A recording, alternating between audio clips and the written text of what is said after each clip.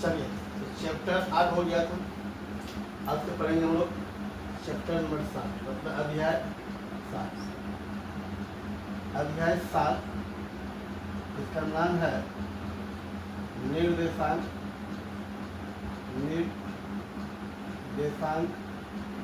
या निर्देशांक ज्यामिति या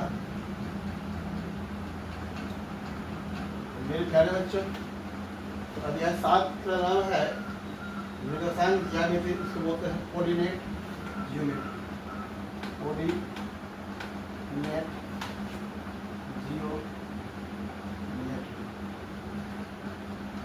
जियोमेट्री। इसका पहले परिभाषा जानना क्या होता है। तो परिभाषा में लिखना है, परिभाषा होती है यदि किसी समतल में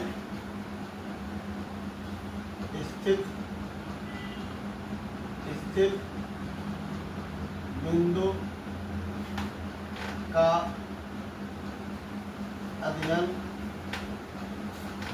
का अध्ययन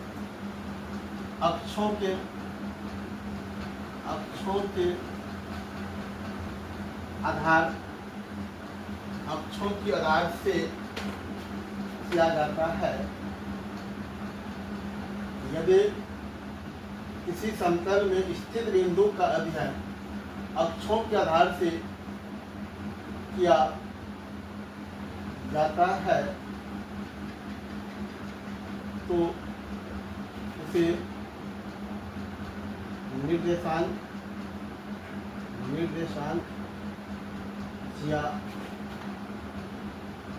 ज्यामिति कहते हैं।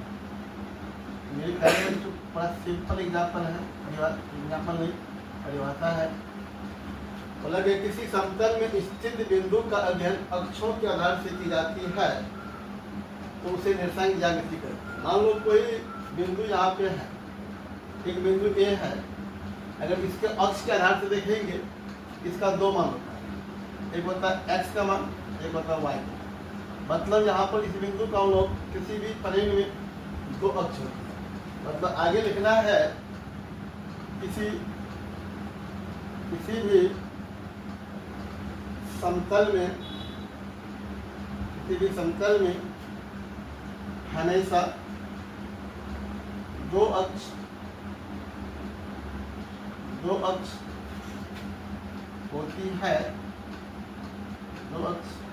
होती है जिसे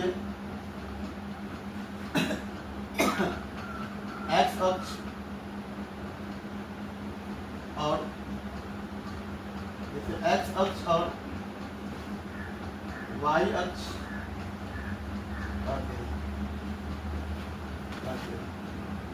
वो सिंपल सी बातें हैं, इसको ध्यान से याद करना है, बात को समझना है। समझने की बात है, किसी भी समतल में हमेशा दो अक्ष होती है जिसे एक्स अक्ष और वाई अक्ष कहते हैं। मेरे प्यारे बच्चों देखो, मान लो कि ये समतल है, इसमें दो अक्ष होगा, एक होगा एक्स अक्ष और एक होगा वाई अक्ष। ऐसी लाइन को बोलते हैं एक्स अक्ष, वो बोलते हैं वाई अक्ष।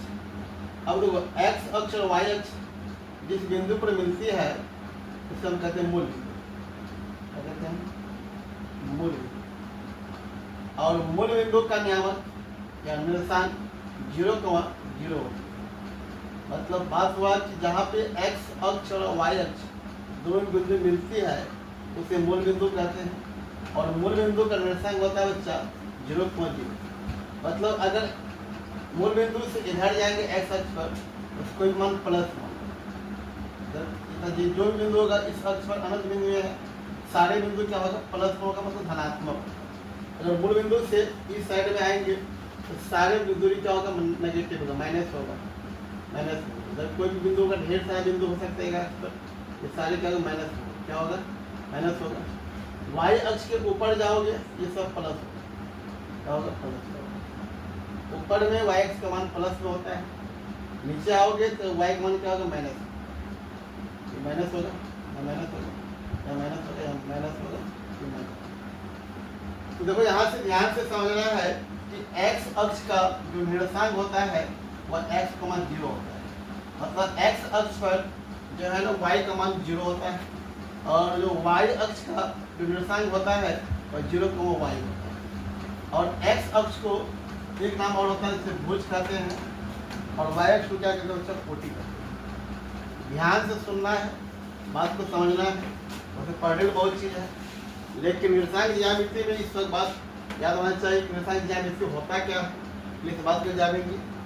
तो परिभाषा लगाई, यदि किसी समतल में स्थित बिंदु का अध्ययन अक्षों के आधार से किया जाता है तो उसे निर्देशांक ज्यामिति कहते हैं। जैसे आपको बताया कि अगर कोई बिंदु अगर कोई समतल में है तो उसका दो मान होगा, एक x का मान होगा, एक क्या होगा, y का मान होगा। तो वही तो हम क्या लिखे, किसी भी समतल में हमेशा दो अक्ष होती है, जैसे x अक्ष और क्या कहते हैं, y अक्ष। तो देखो यहाँ पर x अक्ष y मिलती है उसे क्या कहते हैं, मूल बिंदु कहते हैं। और जाकर के और मूल बिंदु का निर्देशांक क्या होता है, 0,0 होती है। अगर x अक्ष पर इधर जाएंगे मूल बिंदु से, ये नया साइड जाएंगे, मान प्लस होगा। इधर क्या होगा, बायां तरफ क्या होगा आपका, माइनस होगा। ऊपर प्लस, y का मान ऊपर प्लस होगा, नीचे क्या होगा, माइनस। तो यहाँ से आगे समझना है कि जाकर के x अक्ष और y अक्ष, x अक्ष और y अक्ष किसी भी कम पड़ रहा है, किसी भी समतल को x अक्ष और y अक्ष किसी भी समतल को चार भागों में विभाजित करती है,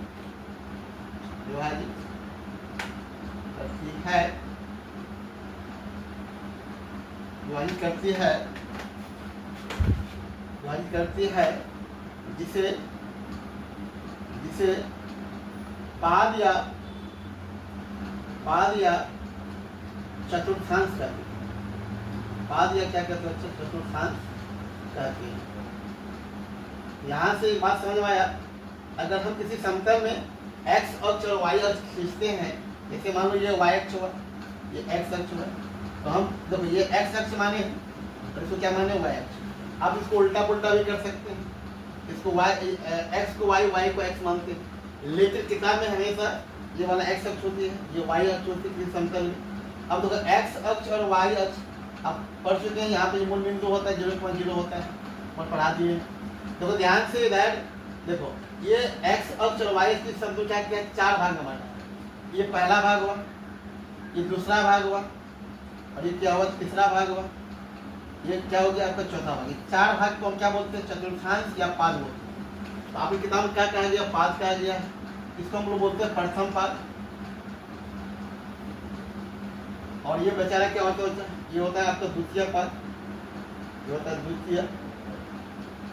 द्वितीय पाद या द्वितीय चतुर्थांश। ये जो होता है इसको बोलते हैं तृतीय पाद या तृतीय चतुर्थांश बोलेंगे। ये जो है ये बोलेंगे चतुर्थ पाद या चतुर्थांश, चतुर्थ पाद या चतुर्थांश।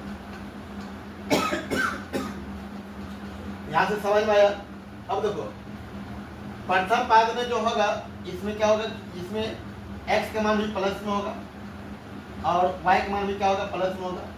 द्वितीय पाद में देखो यहाँ पर x का मान इधर माइनस है, y का मान प्लस। यहाँ से देखो ध्यान से, तो x का मान माइनस होगा, y का मान क्या होगा, प्लस होगा। तृतीय चतुर्थांश में देखो यहाँ पे x भी माइनस है और y भी क्या है, इधर भी माइनस होगा। फिर तृतीय पाद में x का मान भी क्या होगा, माइनस में होगा, y का मान भी क्या होगा, माइनस में होगा। चतुर्थ पाद में क्या होगा, यहाँ से इसमें क्या होगा, x प्लस में होगा और y x प्लस में है, y किसमें, माइनस में है, तो x प्लस में होगा, y माइनस में होगा। तो हम निर्देशांक ज्यामिति में इस बात समझ गए हैं कि अगर मान लो कोई बिंदु आपको लिखना है, इस एग्जाम्पल में तो कोई बिंदु लिखना है 2,3, ये पहला मान होता है x का और दूसरा मान क्या होता है, ये होता है y का। मतलब पहला मान लिखेंगे x का, दूसरा क्या लिखेंगे, y का। अब देखो ये हिसाब में पूछ लेगा, बताइए बिंदु 2,3 किस पाद में है, बोलेगा ये बिंदु जो है किस पाद में है। तो आपको देखना कि क्या है, इसमें कुछ किस पाद में है। क्वेश्चन ये है, तो आपको ये देखना है कि यहाँ पर जो x का मान 2 है और y का मान कितना 3 है, और x मान भी क्या प्लस में है, y का मान भी क्या प्लस में है। तो प्रथम पाद में क्या होता है, x भी प्लस होता है और y क्या होता है, प्लस में। और ये ऑब्जेक्टिव वीआई है, इसका आंसर हो जाएगा 2.3 किस पाद में बच्चा, ये आपका प्रथम पाद। किस पाद में है, प्रथम पाद में है।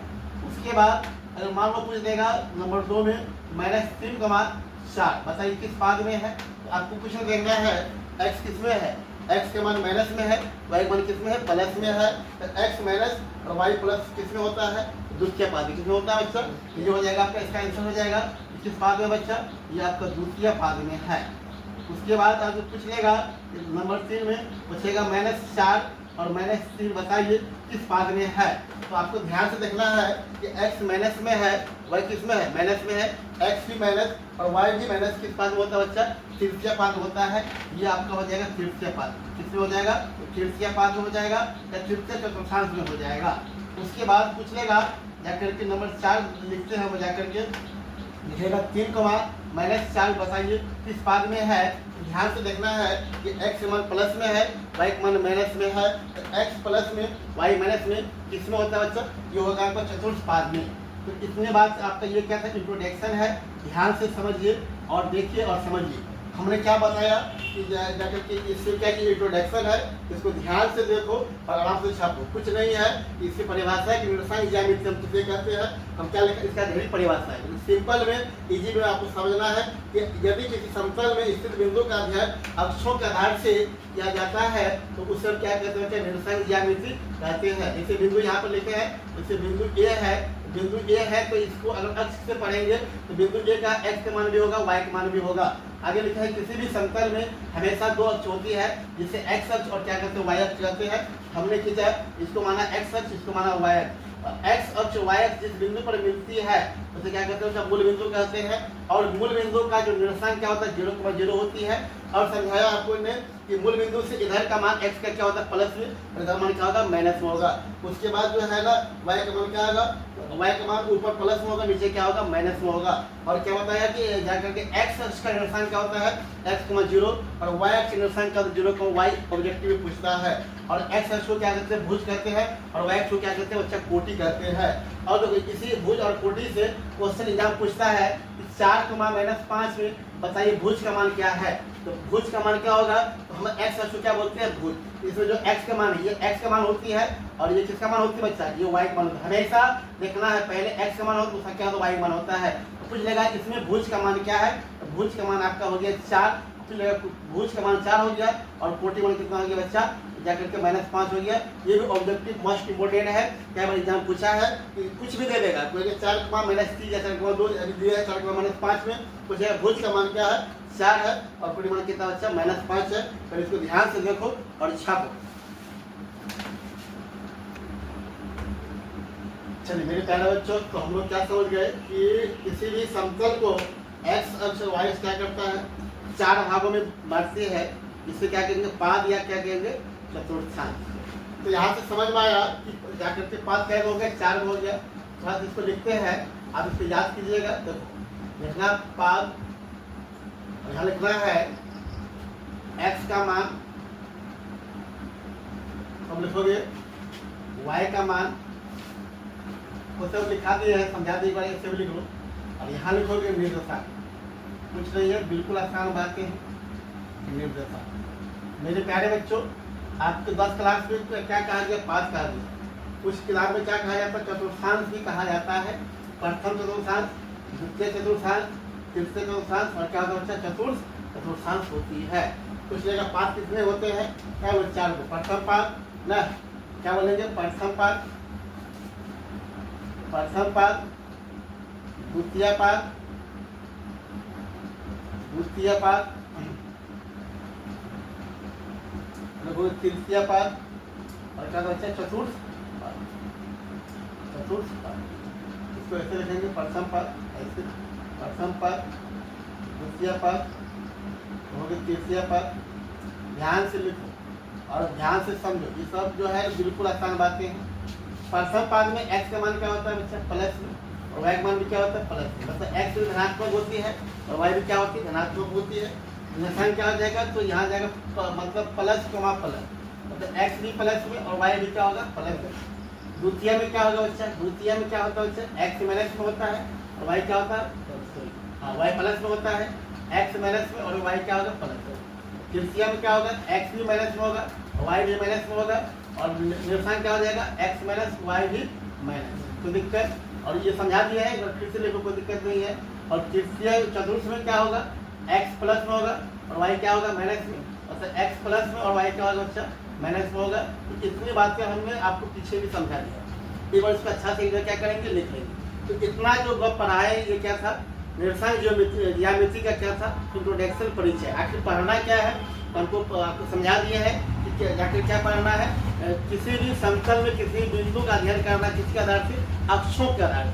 अक्ष क्या होती है, एक्स अक्ष और क्या होता है अच्छा वाई अक्ष। अब समझ गए। अब आगे यहाँ से पहला फार्मूला आपका शुरू होता है, जाकर के पहला सूत्र बोलो या पहला फार्मूला बोलो। पहला होता है तो जाकर दूरी सूत्र, क्या होता है बच्चा दूरी सूत्र, क्या बोलते हैं इसको दूरी सूत्र। दूरी सूत्र क्या होती है, देखो ध्यान से, दूरी सूत्र होगा जाकर के पहला लिखना है दूरी सूत्र में। तो देखो दूरी सूत्र में नंबर एक लिखेगा, दो बिंदुओं के बीच की दूरी, दो बिंदुओं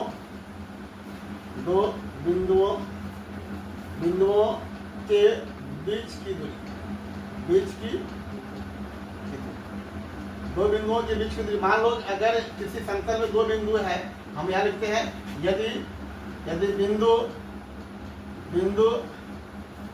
x1, y1 और क्या बच्चा x2, y2 है। यदि बिंदु x1, y1 और x2, y2 है तो इनके बीच की दूरी क्या होगा, तो इनकी बीच की दूरी क्या होगा, इनके बीच की दूरी क्या होगा, तो आपको डायरेक्ट इनके बीच की दूरी क्या होगा। मेरे प्यारे बच्चों, इस दूरी को तो आप निकाल भी सकते हैं, लेकिन आपको 10 क्लास में निकालने की जरूरत नहीं है। डायरेक्ट आपको याद रखना है कि यहाँ पर दो बिंदु दिया गया, एक बिंदु x1, y1 है और दूसरा क्या x2, y2 है। इस बिंदु का नाम नहीं दिया गया है। सपोज करो एक बिंदु A है, इसका जो निशान है वह x1, क्या है y1 है, और दूसरा बिंदु जो B है उसका क्या है x2, क्या है बच्चा y2 है। तो इनके बीच की दूरी क्या होगा, इनके बीच की दूरी A से B होगा।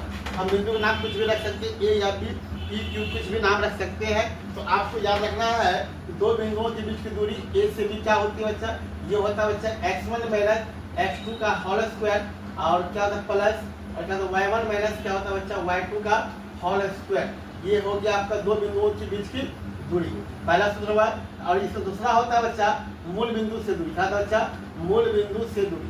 तो मूल बिंदु से दूरी क्या होगा, मूल बिंदु से दूरी, मान लो कोई बिंदु जो है ना आपको पूछा मूल बिंदु क्या होता है बच्चा, मूल बिंदु होता है, मूल बिंदु का मतलब होता है जीरो, मतलब x, मतलब एक बिंदु O है और मूल बिंदु है उसका नियामक 0,0 है। यहाँ से एक बिंदु A है उसका नियामक क्या है, निर्देशांक है x, y।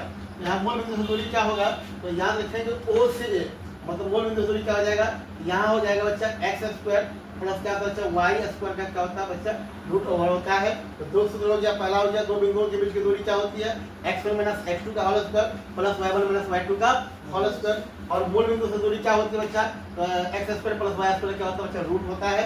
अब यहाँ से आगे हमको पढ़ना है, ये दूरी सूत्र हो गया। अब आगे पढ़ना वो क्या है, दूरी सूत्र का अनुप्रयोग, दूरी सूत्र का अनुप्रयोग। अनुप्रयोग मतलब यह हुआ कि हम दूरी सूत्र का प्रयोग करके हम ये पता करेंगे कि जाकर के जैसे आपको पूछ लेगा कि मान लो कि दूरी सूत्र का प्रयोग करके आपको देखो ध्यान से ये समझना क्या, दूरी सूत्र का प्रयोग करके हमको जांच करने बोलेगा। पहला हिसाब इसमें जो आता है कि मान लो कि अगर कोई समकोण त्रिभुज है या नहीं, मान लो कहेगा यदि बिंदु x1, y1 और x2, y2 क्या है x3, y3 और तीन बिंदु दिया गया है। यदि बिंदु x1, y1, x2, y2 और x3, y3 त्रिभुज का शीर्ष है, क्या बच्चा त्रिभुज का शीर्ष है, त्रिभुज का क्या है बच्चा शीर्ष हैं। तो आप जानते हैं कि त्रिभुज में 3 शीर्ष होती है, यहाँ पर 3 शीर्ष दिया गया है। शीर्ष ए का निर्देशांक ये है मान लो, और बी का ये है और सी का ये है। तो अगर त्रिभुज का शीर्ष है तो आपको जो है ना इसमें जांच करना क्या है, यहाँ बताते हैं नंबर 1 में। तो आप क्या करोगे, नंबर 1 में अगर वह त्रिभुज का शीर्ष है तो बोलेगा क्या यह समकोण त्रिभुज है। तो समकोण त्रिभुज क्या होगा समझना बात, हम यहाँ पर शॉर्ट बता रहे हैं, बड़ा शॉर्ट बता रहे हैं आपको कि समकोण त्रिभुज कब होगा। यहाँ पर हिसाब क्या दिया रहेगा, मान लो एक त्रिभुज ए बी सी रहेगा, तो ए का निर्देशांक मालूम रहेगा x1, y1, ठीक है, और बी का मालूम रहेगा बच्चा, यहाँ पर रहेगा x2, क्या रहेगा बच्चा, y2, ध्यान से समझना है, और सी का क्या रहेगा x3, क्या रहेगा y3, सी का निर्देशांक रहेगा बच्चा x3, y3। अब देखो यहाँ पर कुछ बच्चा क्या करता है, जो अगला हिसाब है त्रिभुज क्षेत्रफल निकाल देता है। नहीं, आपको त्रिभुज का शीर्ष देगा और कहेगा चेक करो, जांच करो कि ये क्या है, समकोण त्रिभुज है या समबाहु त्रिभुज है या समद्विबाहु त्रिभुज है। 3 त्रिभुज करेगा। हम पहला बता रहे समकोण त्रिभुज। तो मेरे प्यारे बच्चों, तो समकोण त्रिभुज के अगर है कि नहीं है, अब क्या करना, दूरी सूत्र के प्रयोग से क्या करोगे, ए बी निकाल लोगे। क्या निकालना है, ए बी। ए बी का मान कुछ आएगा, ए बी निकाल लेंगे और क्या निकाल लेंगे बच्चा, इसे बी सी निकाल लेंगे और क्या निकाल लेंगे, ए सी। हमने क्या करेंगे, तो यहाँ पर समझना बात हम क्या बोले हैं, अगर आपको त्रिभुज का 3 शीर्ष दिया रहेगा और चेक करने बोलेगा समकोण त्रिभुज है या नहीं है, तो क्या करोगे, आप क्या करोगे, दूरी सूत्र से ए बी निकाल लोगे, बी सी निकाल लोगे और क्या निकाल लोगे, ए सी निकाल लोगे। उसका मान तो आएगा, उसमें से जो बड़ा मान आएगा, जो बड़ा सपोज करो हमको बड़ा मान क्या आ गया, ए सी। अगर बड़ी भुजा, अगर बड़का मान जो ए से आया बड़ी भुजा हुआ, अगर ए सी का वर्ग, ए सी का स्क्वायर अगर 2 भुजाओं का योग के बराबर हो गया, ए बी स्क्वायर प्लस क्या हो गया, बी सी स्क्वायर, अगर ये आपस के बराबर हो गया तो समकोण त्रिभुज होगा, नहीं तो समकोण त्रिभुज नहीं होगा। मैंने बात को समझा दे, क्या समझा। अगर आपको त्रिभुज का तीनों शीर्ष मालूम रहेगा तो जांच करो कि समकोण त्रिभुज है या नहीं है। तो क्या करोगे, तो आप दूरी सूत्र का प्रयोग करके ए बी निकालोगे, बी सी निकालोगे और ए सी निकालोगे। उसमें जो सबसे बड़ा मान रहेगा, सपोज करो हमने मान निकाला और ए सी मान क्या है, सबसे बड़ा मान है। जैसे समझो बात, हमने ए बी निकाला, यह आ गया आपका 5 शेयर, कितना आ गया 5 शेयर, और ये आ गया मान लो जाकर के ये आ गया 4 शेयर, और ये आ गया आपका कितना आ गया 10 आ गया, कितना आ गया, ये 5 आया और ये क्या आया 4 आया और कितना ये 10 आया। तो बड़का कौन हो 10 हुआ ना, तो ए सी का वर्ग अगर निकाले तो 10 का वर्ग करेंगे और क्या लिखेंगे, ए बी का वर्ग, मतलब जो शेष भुजा बच गया, ए बी का वर्ग क्या हो जाएगा 5 का वर्ग और क्या हो गया 4 का वर्ग, तो क्या हो गया आपका, याद होगा 100 हो गया और क्या हो गया 25 हो गया और 400 कितना हो गया 16। यहाँ से 100 बराबर 25 प्लस कितना हो गया 41। क्या ये दोनों बराबर हुआ, बराबर नहीं हुआ, जब बराबर नहीं हुआ तो समकोण त्रिभुज नहीं होगा। तो ऐसे हम चेक कर सकते हैं कि समकोण त्रिभुज है या नहीं है, ऐसे चेक की जाती है। तो पहला हुआ समकोण त्रिभुज का, तो आप इसको लिख चुके हैं, तो इसको हम यहाँ बताते हैं, आप सोच लीजिएगा मेरे प्यारे बच्चों। समकोण का चेक कर लीजिएगा। अब दूसरा चेक करने बोलता है कि आपको बोलेगा कि समबाहु त्रिभुज है नहीं, समबाहु ए दो, देखो ध्यान से, नंबर 2 में चेक करने बोलेगा समबाहु त्रिभुज है या नहीं। तो हिसाब सेम रहेगा, अगर समकोण के लिए तो समझ में आ गया। अब बोलेगा समबाहु, तो समबाहु के लिए क्या करेंगे, फिर वही काम करेंगे, आप ए बी निकालेंगे, क्या निकालेंगे, बी सी निकालेंगे और क्या निकालेंगे, ए सी निकालेंगे। अब समबाहु का मतलब क्या होता है, जिस त्रिभुज का सब भुजा क्या हो आपस में बराबर हो। मतलब अगर ए बी का मान बी सी का मान और ए सी का मान तीनों क्या हो गया, आपस में बराबर हो गया, तो क्या कहलाएगा, आपका समबाहु त्रिभुज कहलाएगा। मेरा बात को समझा। त्रिभुज का शीर्ष मालूम रहेगा, आप ए बी निकालोगे, बी सी निकालोगे और ए सी निकालोगे, तीनों का मान क्या आ गया, एक समान आ गया। जैसे हम बता रहे हैं, अगर ए सी का मान आएगा 10 तो बी सी का मान भी 10 होना चाहिए और ए सी का मान भी क्या होना चाहिए, 10 होना चाहिए। तीनों मान बराबर हो गया तो समबाहु त्रिभुज होगा, नहीं तो समबाहु त्रिभुज नहीं होगा। तीसरा आपको चेक करने बोलता है, इस त्रिभुज में बोलेगा समद्विबाहु त्रिभुज। क्या बोलेगा, समद्विबाहु त्रिभुज। समद्विबाहु त्रिभुज क्या होता है, जिस त्रिभुज का क्या होगा, 2 भुजा बराबर होगा, क्या होगा 2 भुजा। समद्विबाहु त्रिभुज है या नहीं चेक करेंगे, हिसाब से रहेगा, सिर्फ मालूम रहेगा, चेक करने बोलेगा समद्विबाहु त्रिभुज है या नहीं है। तो उसके लिए क्या करना होगा, तो आप ए बी निकालिएगा, ठीक है, और क्या निकालिएगा, बी सी निकालिएगा और क्या निकालिएगा, ए सी निकालिएगा। अगर इसमें से 2 भुजा बराबर हो जाए, कम से कम क्या हो जाए 2 भुजा बराबर। जैसे हमने निकाला ए बी का मान आया 5 और ये मान आया मान लो 8 और ये मान भी क्या आ गया 5। हम क्या देखें, 2 भुजा बराबर है, ये आपको निकालना पड़ेगा, हम समझा शॉर्ट में बता रहे हैं। अगर आपने निकाला ए बी का मान आया 5, बी सी का मान क्या आया 8 और ए सी मान क्या आया 5। तो दो भुजा बराबर है ना, यहाँ पर क्या हो गया ए बी बराबर क्या हो गया बच्चा, क्या हो गया ए सी। तो अगर दो भुजा आपस में बराबर है तो क्या हो जाएगा, ये समद्विबाहु त्रिभुज होगा। तो हमने क्या सीखा कि दूरी सूत्र क्या होती है, दूरी सूत्र हम कैसे चेक करते हैं, अगर त्रिभुज का शीर्ष दिया रहेगा मतलब शीर्ष का निर्देशांक क्या रहेगा x1 y1 x2 y2 x3 y3, आपको चेक करने बोलेगा कि समकोण त्रिभुज है या नहीं, तो चेक करने बोलेगा समबाहु त्रिभुज है या नहीं, चेक करने बोलेगा समबाहु त्रिभुज है या नहीं। तो इतना चेक करने सीख जाइएगा तब जाकर आपको देखो हिसाब ध्यान रखना है। सेम हिसाब आता है क्या त्रिभुज क्षेत्रफल निकालने की, वो अलग हिसाब है। और चेक करने बोलेगा आपको ऐसे चेक करना पड़ेगा, कैसे, उसके लिए आपको ए बी निकालना पड़ेगा, ए सी निकालना पड़ेगा और क्या निकालना पड़ेगा, ए बी बी सी और ए सी निकालना पड़ेगा और चेक करने पड़ेगा। समकोण के लिए कंडीशन है, समबाहु के लिए कंडीशन है और समद्विबाहु के लिए क्या है, ये कंडीशन है। तो लिखता छापिए।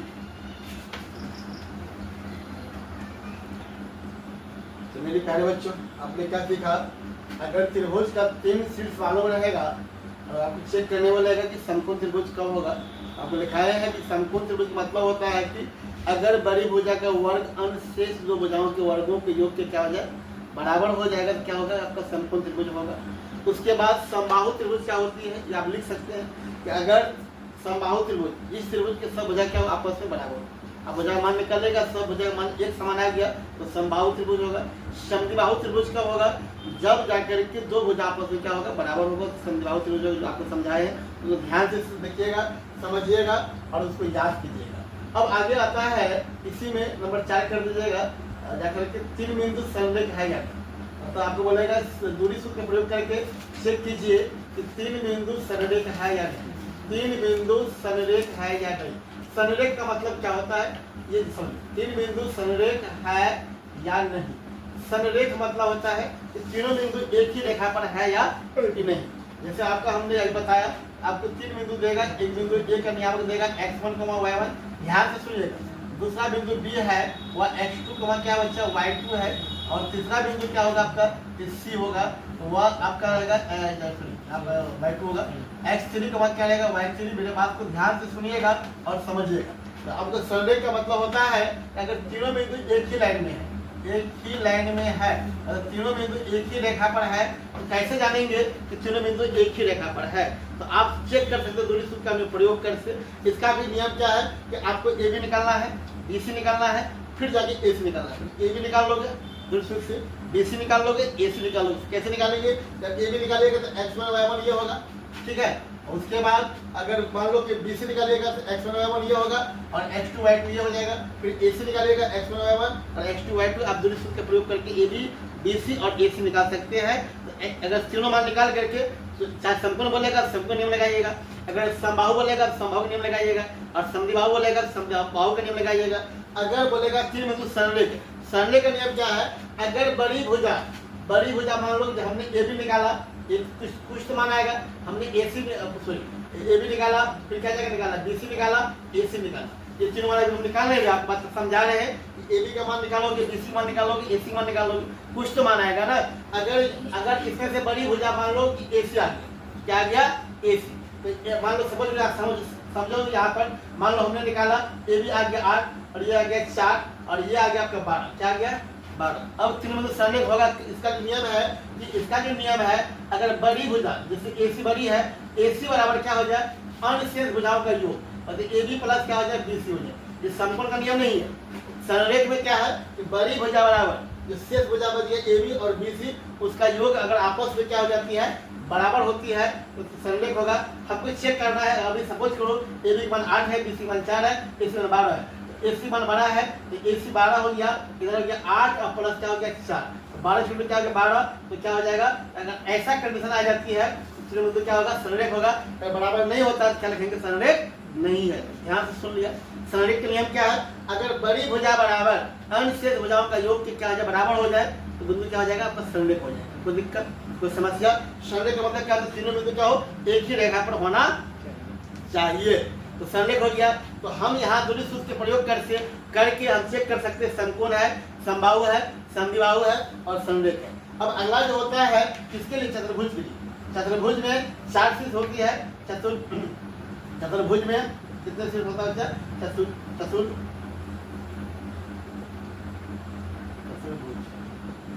चतुर्भुज में कितना शीर्ष होता है बच्चा? चतुर्भुज में 4 शीर्ष होता है। जैसे आपका जा करके ए का नियमक दे देगा x1, y1 और बी का दे देगा बच्चा x2, y2 और जाकर के सी दे देगा आपको x3, क्या दे देगा y3 और जाकर के ABC हो गया और दे दिया आपको डी दे दिया जाकर के x4, y4। इतना मान आपको दिया रहेगा। x1, y1 जाकर 4 बिंदु मालूम रहेगा। चतुर्भुज में 4 बिंदु मालूम रहेगा। ऐसे चतुर्भुज हो गया ए बी और क्या हो गया बच्चा सी हो गया। तो यहाँ ए बी सी में आपका इसका भी निशान मालूम रहेगा, इसका भी मालूम रहेगा, इसका भी मालूम रहेगा, इसका भी मालूम, ये डी होगा बच्चा, ए बी सी डी लिख सकते हैं, इसका भी मालूम रहेगा। तो आपको चतुर्भुज में अगर 4 शीर्ष दिया रहेगा और आपको चेक करने बोलेगा, पहले चेक करने बोलेगा वर्ग कब होगा? तो वर्ग का नियम क्या है? अगर यदि क्या हो जाए, यदि चतुर्भुज की चतुर्भुज की सभी भुजा क्या हो जाए? सभी भुजा आपस में क्या हो? आपस में क्या हो बच्चा? आपस में बराबर हो। क्या हो? बराबर हो तो क्या कहलाएगा आपका? अगर बराबर हो तो वह क्या होगा? वर्ग होगा। क्या होगा? वर्ग होगा। मेरे कहने का मतलब ये हुआ कि आपको अगर 4 शीर्ष दिया रहेगा और चेक करने बोलेगा क्या वह वर्ग है, तो आप क्या करेंगे? 4 भुजा निकालेंगे। जैसे आप ए बी निकालिएगा, फिर क्या निकालिएगा? BC निकालिएगा, फिर क्या निकालिएगा? जाके ए बी निकालिए, BC निकालिए, फिर CD निकालिए, फिर क्या निकालिए? आप AD निकालिए। अगर चारों भुजा निकाल लिए और चारों का मान मतलब AB बराबर क्या हो गया? BC हो गया, BC बराबर क्या हो गया? CD हो गया और क्या हो गया बच्चा? AB। मतलब चारों भुजा का मान क्या हो गया? आपस में बराबर हो गया, तो वर्ग होगा, नहीं तो वर्ग नहीं होगा। ये ऐसे चेक करते हैं। दूसरा बोलता है आयत। आयत में क्या करना है? फिर आयत में वही नियम होगा कि आयत में भी क्या करना होगा? आप चारों भुजा पहले निकाल लीजिएगा ना, और चारों भुजा निकालने के बाद जो जैसे हमने आयत में ऐसे आयत बनाया और आयत में ए निकाला, बी निकाला, सी निकाला, डी निकाला नहीं, तो अब ये आयत होगा कि नहीं होगा? इसका नियम है कि अगर आमने सामने का भुजा बराबर हो, मतलब वर्ग में क्या सब भुजा बराबर हो, लेकिन आयत में क्या होगा? आमने सामने का। मतलब जैसे आपका ए बी के सामने में क्या है बच्चा? अगर ए बी बराबर क्या हो जाए? सी डी हो जाए और क्या हो जाए? और जाकर बी सी बराबर क्या हो जाए?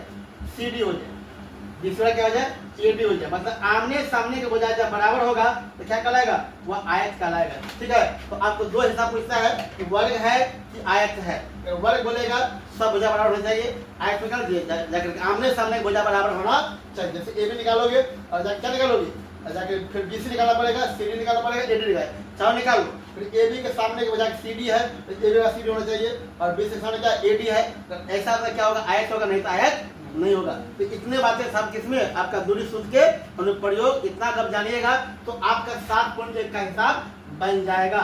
अब जो 7.1 का हिसाब तो बन जाएगा, लेकिन इसके लिए जो कुछ गप जो है ना आपको याद होना चाहिए। क्या याद होना चाहिए? तो देखो मैथ का जो नियम है तो जाकर के जैसे आप जानते हैं तो मैथ में क्या होता है?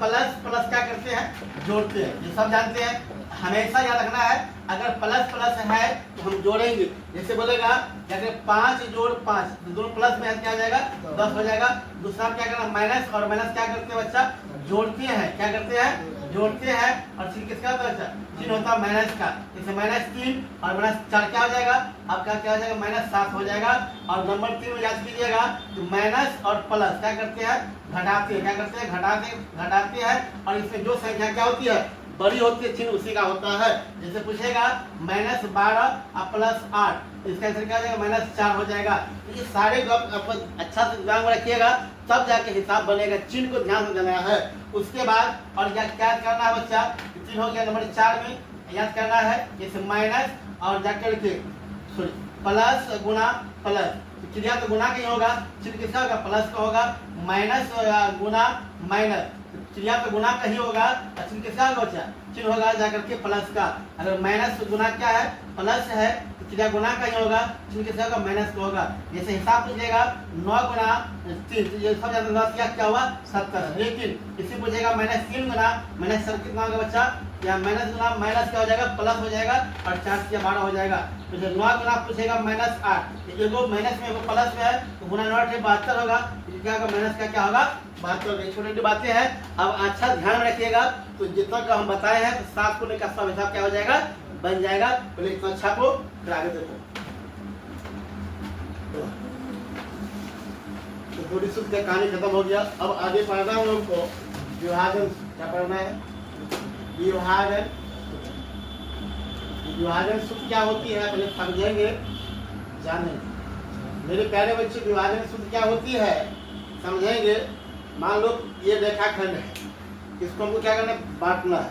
एक बिंदु ये हुआ, स्टार्टिंग में ये बिंदु हुआ, एक बिंदु ये हुआ, इस लाइन पर दो बिंदु, मान लो ये ए है और ये क्या बी है, और इसको हमको बांटना है। बांटने का दो तरीका होता है, या तो इसको बराबर बांट दो न, अगर ये दोनों भाग बराबर हुआ तो क्या कहलाएगा? सम हुआ। क्या कहलाएगा? और एक भाग कम हुआ, मान लो यहाँ से बांटेंगे, एक भाग क्या हो गया? कम हो गया। यहाँ छोड़ेंगे तो एक भाग क्या होगा? कम। एक भाग क्या होगा? ज्यादा। ये होगा अनुपातिक विभाजन, ये सम विभाजन नहीं है।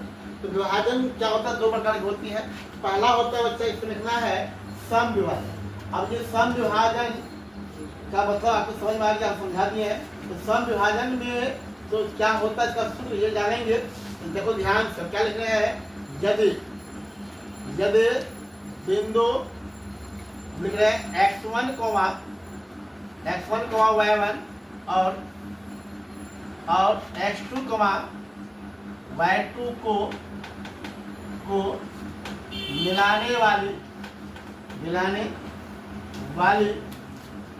ये सुनेगा ध्यान से और लिखेगा, मिलाने वाले यदि बिंदु x1, y1 और x2, y2 को मिलाने वाली रेखाखंड को एक बिंदु क्या करती है? सम विभाजित करती है। सम विभाजित करती है तो उस बिंदु का निर्देशांक ज्ञात देखो ये क्या कहा है, समझेंगे। निर्देशांक ज्ञात कह रहा है कि एक रेखाखंड है तो उसका निर्देशांक जो है ना x1, y1 है। रेखाखंड जो है ना उसका नाम नहीं दिया गया है, हम नाम रख लेंगे ए का नाम दिया गया x1, y1, और दूसरा जो दिया गया है वह b है, उसका निर्देशांक क्या है? x2, क्या है? y2 है। यही का बोला गया। समझोगे ध्यान से, हिसाब को पढ़ोगे, हिसाब नहीं इसको समझना है, हिसाब नहीं सूत्र है तो पढ़ेंगे। जैसे जो लिखे तो लिखा यही है कि रेखाखंड AB को मिलाने वाले रेखाखंड को एक बिंदु ऐसा है, कोई बिंदु P है, वो उसको क्या कर रहा है? सम विभाजित कर रहा है। इसी पर एक बिंदु P है जो उसको क्या कर रहा है? सम विभाजित कर रहा है। मतलब ये जाकर के बॉय से बराबर बांट रहा है, इधर बराबर क्या कर रहा है? मतलब AP बराबर PB में क्या कर रहा है? उसको बांट रहा है। तो इस बिंदु का P का निर्देशांक क्या होगा? P का निर्देशांक मान लेते हैं x, क्या मान लेते हैं बच्चा? y मान लेते हैं। तो Px, y का सूत्र क्या हो जाएगा बच्चा? यहाँ से Px, y मतलब सम विभाजन करने वाले बिंदु का निर्देशांक क्या होगा? Px, y होता है बच्चा x1 जोड़ x2/2 और कॉमा क्या होता है? x1 जोड़ x2/2 और जब कॉमा होता है y1 जोड़ y2/2। यहाँ से समझेंगे, ये हो गया आपका क्या? सम विभाजन करने वाले बिंदु का निर्देशांक x1 जोड़ x2/2, y1 जोड़ y2/2।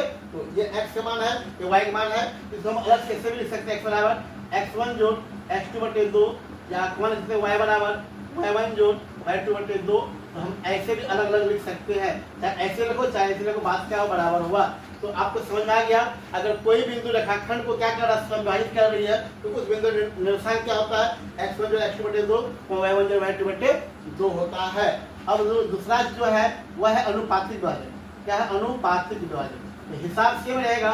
तो यहाँ पर क्या कहेगा? देखो अब क्या अनुपातिक विभाजन क्या होता है?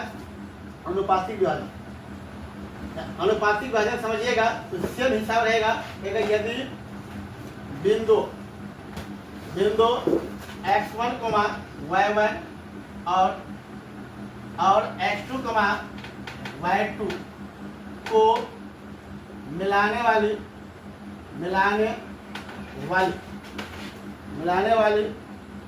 रेखा खंड को एक बिंदु अब तो यहाँ क्या बोला था? सम विभाजन। यहाँ क्या होता है? एक बिंदु जाके M1 अनुपात और M2 अनुपात में क्या करती है? विभाजित करती है।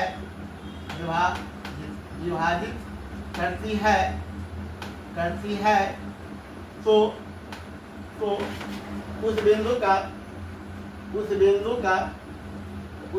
का निर्देशांक याद करें, निर्देशांक याद। मेरे प्यारे बच्चों, इसको सिर्फ शुद्ध लिखना है। देखो ध्यान से, हिसाब सेम है। एक रेखाखंड ए बी है, इसका नियामक ए है, यहाँ पर x1, y1 है और दूसरा b है, वह है x2, y2। इस पर एक बिंदु क्या है, p है। अब की बार p जो कर रहा है इसको समविभाजित क्या कर रहा है, अनुपातिक। एक भाग m1 है, एक भाग क्या बच्चा m2 है। एक भाग कम है, एक भाग क्या है ज्यादा है, तो अनुपातिक m1 अनुपात m2 में कर रहा है। तो यहाँ से p का निर्देशांक क्या हो जाएगा, px, y का मान हो जाएगा, इसका मान लेंगे x, y का निर्देशांक मान लेंगे x, y। ये हो जाता है बच्चा m1 x2 plus m2 x1 अब बटे क्या होता है बच्चा m1 जोड़ m2। अब कमा क्या होता है बच्चा, जाके m1 y2 plus m2 y1 बटे क्या होता है बच्चा m1 प्लस क्या होता है बच्चा m2। ये हो गया आपका अनुपातिक को हेल्प करेगा, तब वैल्यू सूत्र क्या होगा। इसको हम इस थोड़ा प्रूफ भी कर सकते हैं, लेकिन पहले आपको याद करना है इसको। और ये वैल्यू सूत्र हो गया। अब आगे होता है जाकर के, आगे होता है जाकर के त्रिभुज का क्षेत्रफल।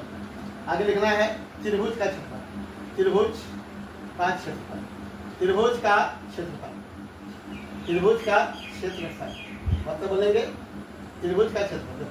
अगर बोलेगा यदि यदि यदि x1, y1 और x2, y2 और बोलेगा x3, y3 त्रिभुज का शीर्ष है, त्रिभुज का शीर्ष है, शीर्ष है तो त्रिभुज का क्षेत्रफल, त्रिभुज का क्षेत्रफल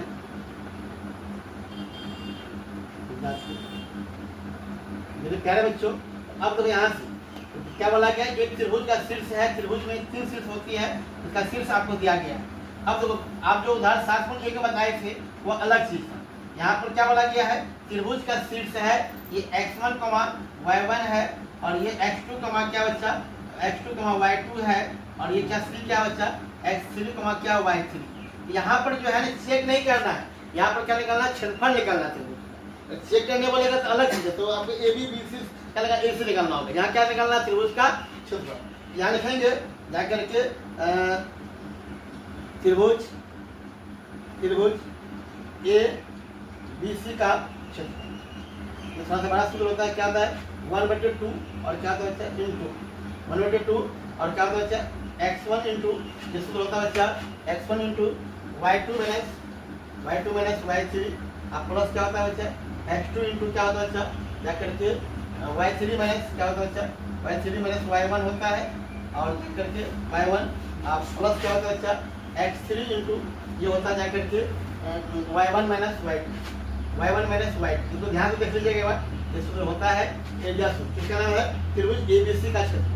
अब देखो यहाँ से अगर एरिया का मान अगर क्षेत्रफल क्या हो जाए त्रिभुज का क्षेत्रफल 0 हो जाए, क्या हो जाए बच्चा त्रिभुज का आगे लिखना है अगर त्रिभुज का क्षेत्रफल क्या हो जाए 0 हो जाता है तो त्रिभुज क्या हो जाती है सरलिक हो जाती है।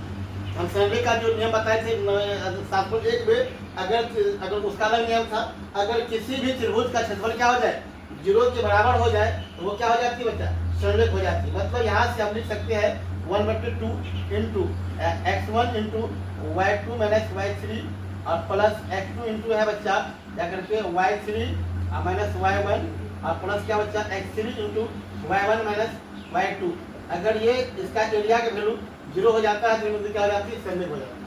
तो इतना फॉर्मूला आपका क्या है अध्याय 7 में है, आराम से इसको देखिएगा पढ़िएगा। ये सब विभाजन सूत्र विभाजन क्या होता है 2 प्रकार के सम विभाजन और क्या होता है अनुपातिक विभाजन। तीसरा क्या था त्रिभुज का क्षेत्रफल क्या होती है, ये फॉर्मूला को बार बार लिखना है, याद करना। सूत्र क्या है 1/2 x1 into y2 minus y3 ध्यान से क्या होता है y2 minus y3 plus x2 into होता है y3 माइनस y1 और प्लस करता है x3 into y1 minus y2 होता है। इसके एक बार 2 बार लिखिएगा आपको याद हो जाएगा। अब तो यहाँ क्या लिखा है अगर त्रिभुज का क्षेत्रफल क्या हो जाती है 0 हो जाती है बिंदु क्या हो जाता है सरलिक हो जाता है, क्या होता है त्रिभुज क्या हो जाएगा सरलिक हो जाएगा। इसको ध्यान से देखो छापो करो।